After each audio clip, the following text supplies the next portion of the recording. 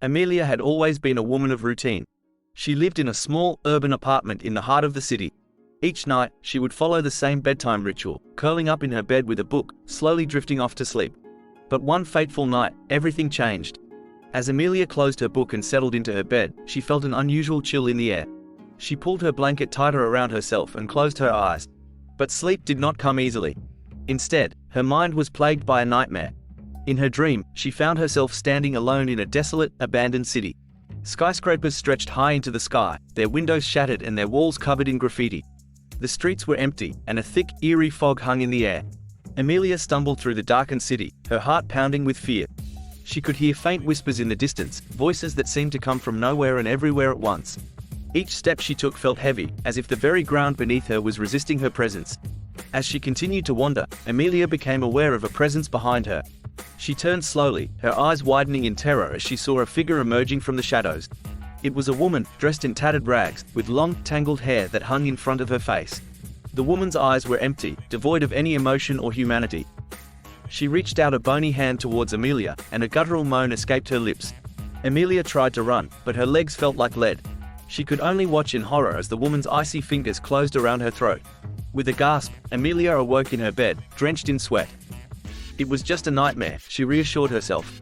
A terrible, vivid nightmare. She glanced at her bedside clock. It was nearly morning. She knew she wouldn't be able to fall back asleep, so she decided to start her day early. As Amelia got out of bed and went about her morning routine, the details of her nightmare lingered in her mind. She couldn't shake the feeling of dread that had settled in her chest. She told herself it was just a dream, but a nagging unease remained. The day passed slowly, with Amelia going about her usual activities in the bustling city. But as the sun began to set and darkness descended once more, an eerie feeling settled over her. She couldn't explain it, but she felt as though she was being watched. Amelia tried to dismiss her unease as paranoia, but as she settled into bed that night, she couldn't ignore the lingering sense of foreboding. She closed her eyes and tried to fall asleep, but the chill in the air returned. And then, in the darkness, Amelia heard a faint whisper. It was the same voice from her nightmare, a voice that seemed to come from nowhere and everywhere at once. She opened her eyes and saw the figure from her dream standing at the foot of her bed.